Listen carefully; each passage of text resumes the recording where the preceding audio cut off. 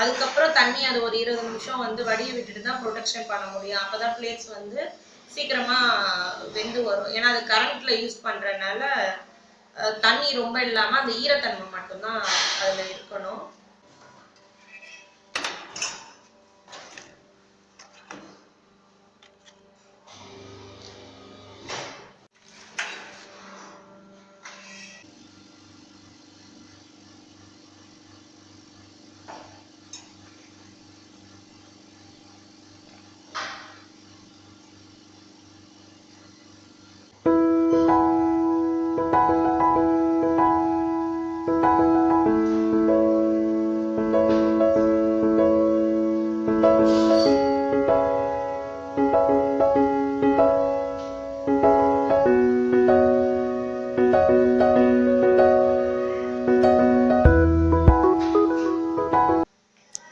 வணக்கம்.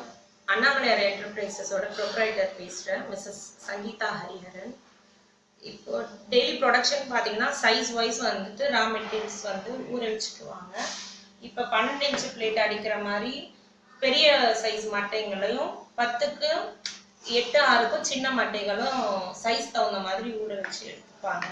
அதுக்கப்புறம் அந்தந்த மிஷினரிஸ்க்கு போயிட்டு சைஸ் வைஸ் வந்து 12, 10, 8, 6ன்னு சொல்லிட்டு அதுக்கு தகுந்தா போல ப்ரொடக்ஷன் பண்ணுவாங்க.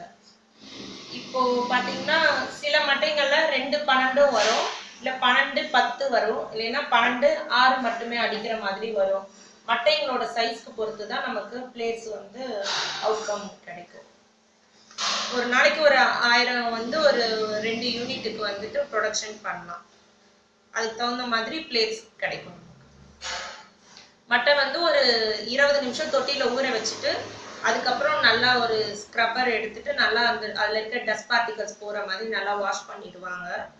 அதுக்கப்புறம் தண்ணி அது ஒரு 20 நிமிஷம் வந்து வடிய விட்டுட்டு தான் ப்ரொடக்ஷன் பண்ண முடியும். அப்போ தான் பிளேட்ஸ் வந்து சீக்கிரமாக வெந்து வரும். ஏன்னா அது கரண்ட்டில் யூஸ் பண்ணுறதுனால தண்ணி ரொம்ப இல்லாமல் அந்த ஈரத்தன்மை மட்டும்தான் அதில் இருக்கணும். அதுக்கப்புறம் பார்த்தீங்கன்னா மிஷின்ஸ் பொறுத்த வரைக்கும் ஹைட்ராலிக் மோட்டர் மூலமாக தான் ஃபங்க்ஷன் ஆகுது. டைஸ் வந்து 2 டாப் டையும் டவுன் டை ரெண்டுமே ஹீட் ப்ரொடக்ஷன் ஆகும். அதுக்கு இன்பிட்வீனில் தான் இந்த லீவ்ஸ் வைக்கும் போது 2ஓட ஹீட்டோட கம்ப்ரெஷனில் நமக்கு பிளேட் வந்து ப்ரொடக்ஷன் ஆகிட்டு வரும்.